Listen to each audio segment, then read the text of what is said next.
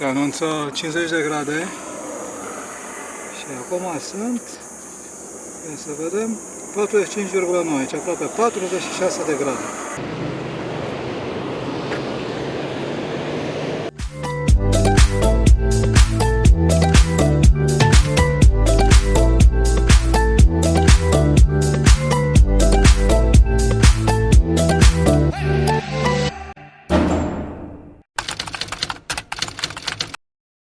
Deci ce experiență! Am stat, cred că, 6 ore în vamă. Nu știu ce a făcut omul ăla. Eu n-am mai putut, dar cred că nici el n-a mai putut. În fine, e ora 1:30 și o să mă îndrept către Bosăin. Dar întâi trebuie să-mi cumpăr cartelă de internet și să schimb bani. Plec în primul oraș și aici nu știu dacă e foarte ok.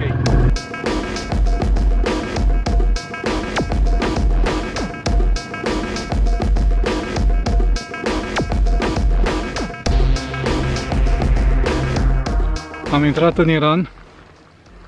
Peisajul deja începe să fie ușor deșertic. Problema este că nu am găsit unde să schimb bani. Benzina mai am poate pentru 100 de kilometri. Să vedem. În cel mai rău caz o să mă duc la o benzinărie, o să rog să plătesc cu dolari sau cu euro. În fine. Sper să găsesc totuși la 90 de kilometri distanță, ar fi cam la limită, un exchange și pe urmă să-i dau de hrană africanului. Nu am reușit să găsesc niciun fel de exchange, nici o bancă deschisă. Era vineri și vinerea nu se lucrează în Iran. Aproape fără benzină, într-un orășel foarte mic, am apelat la localnici și am reușit să schimb ceva bani, dar cu ocazia aceasta am reușit puțin să cunosc și din ospitalitatea iraniană și am rămas cu o primă impresie pozitivă asupra acestei țări.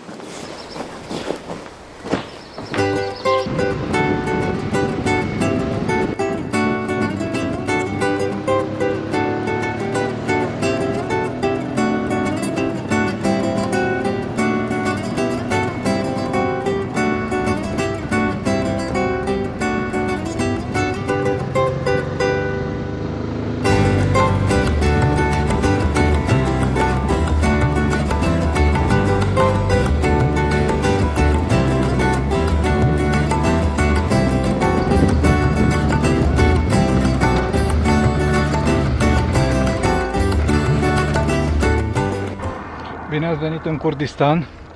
În sfârșit niște drumuri frumoase. E cald, dar nu mai este la fel de cald ca ieri când au fost 43 de grade și efectiv am simțit că mă topesc. Astăzi este plăcut, un drum plin de curbe, de serpentine, foarte frumos de mers.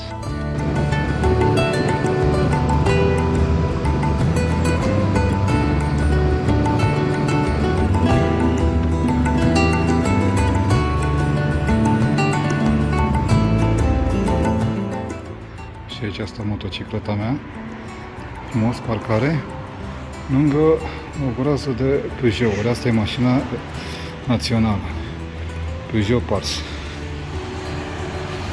Aceasta este o cameră de 9-8 euro. Nu am vrut neapărat atât de ieftină, nu mă deranjează prețul, însă condițiile nu sunt chiar cele mai bune. Aerul ăsta condiționat este demențial și o să facă toată noaptea, pentru că fără el mori. În rest, curățenia nu e chiar la locul ei și baia aduce puțin aminte de Africa. Sper măcar mâine să găsesc un hotel mai decent, nu neapărat atât de ieftin, dar mai decent.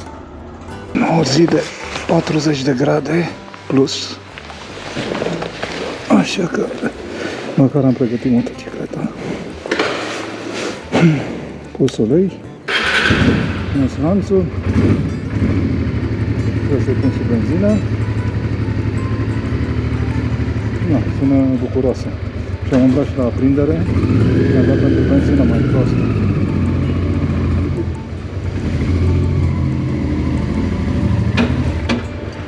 Ok, și acum trebuie să fac la dreapta.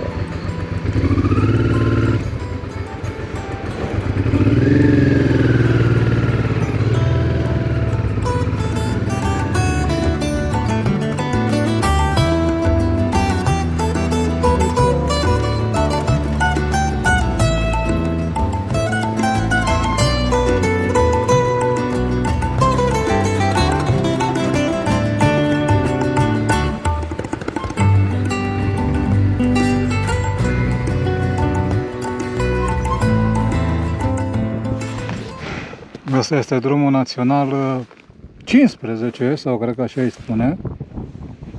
Și mă urcă la altitudine mare. Asta înseamnă că și temperatura devine din ce în ce mai plăcută. E o mai bună pauză de respirat după ziua de ieri, care a fost foarte caldă.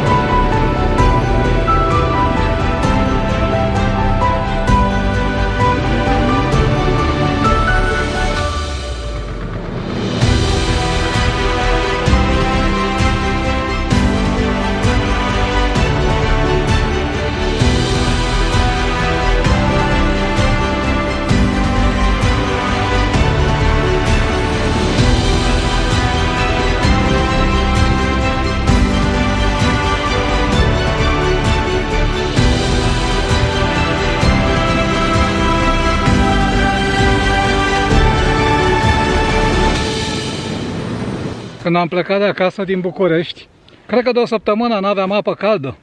Efectiv, trebuia să mă spăl doar cu apă rece. Și noi ne gândim că iranienii sunt săraci. Au un lac întreg cu apă caldă. E plin. Pentru că afară sunt, nu știu dacă se vede, sunt 46,8 grade. 46,8. Da. Și au un lac plin de apă caldă.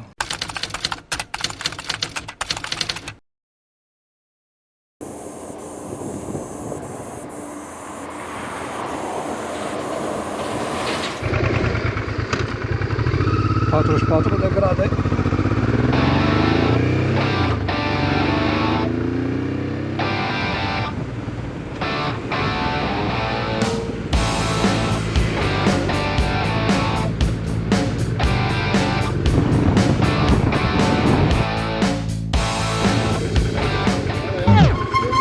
Hello!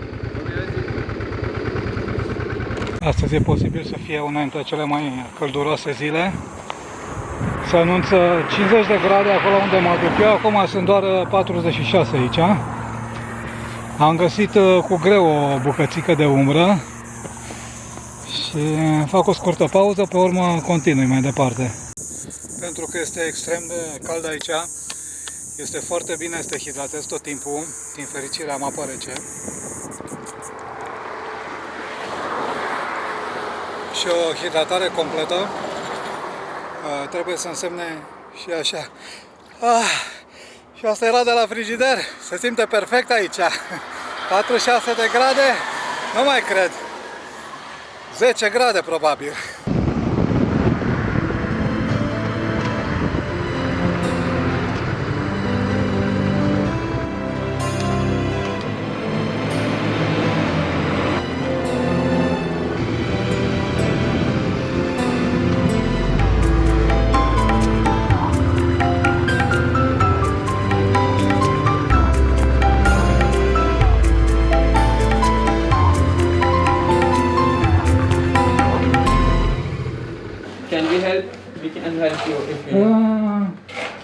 something small. You have a luggage. Because, yeah, I have something very heavy and that's my problem.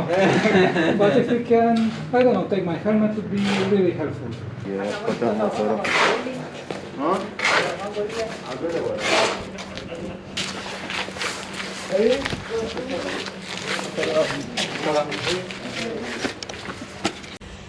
Asta e camera mea.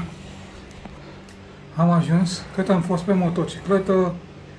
50,9 grade a fost maximum. Și am zis, mă, parcă nu-i chiar atât de rău. În momentul în care m-am dat jos de pe mobră, mi-am luat bagajul și a trebuit să urc treptele până la etajul 1, cei de treptele puțin cam abrupte, atunci am simțit că mi-e rău. Deci atunci am călcat, nu știu cum am mai găsit totuși putere, am ajuns în cameră, acum stau cu spatele tot transpirat la aerul condiționat din spate, dar e așa de bine, n-aș da senzația asta pentru nimic în lume. Mai am ceva bagaj jos, o stească să mă duc. Acum la hotel tot parterul este șantier, se lucrează, dar nu mă deranjează pentru că camera e foarte curată, foarte ok, baia este în regulă, are toaleta europeană, nu are cum sunt restul, turcești și este și foarte ieftin, adică e 7 sau 8 euro pe noapte, foarte în regulă. Asta înseamnă 50 de grade. Cred că nici în Sahara n-am avut o temperatură de genul acesta. Dimineața este puțin mai răcoare. Acum nu vă gândiți că este frig, n-are cum, sunt 40 de grade, dar e puțin mai suportabil față de timpul zilei când sunt 50 și atâta timp cât ai mereu ceva la îndemână rece de băut, este în regulă.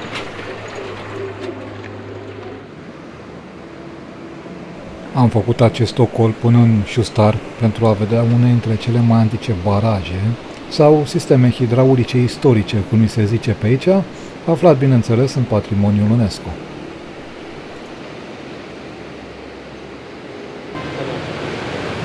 Salam. One ticket. 1 million riyal. Yes.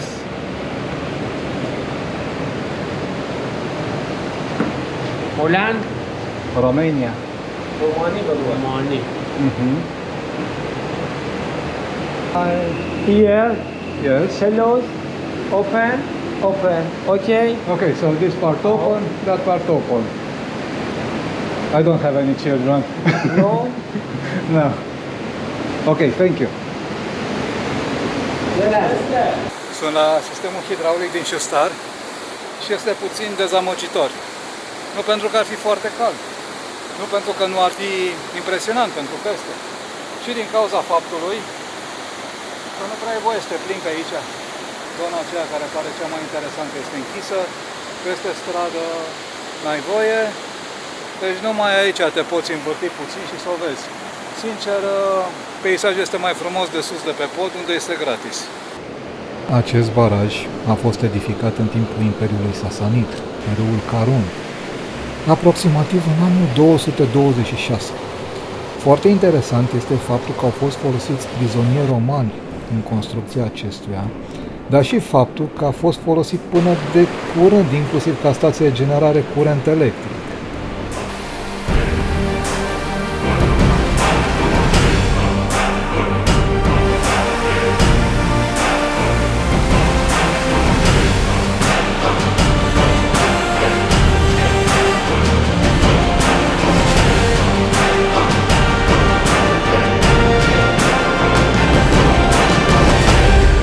Thank you. Merci. În Iran se folosesc cifre arabe orientale, așa că de obicei este greu să-ți dai seama cât costă ceva pe aici. Din fericire există telefoane și Google Translate.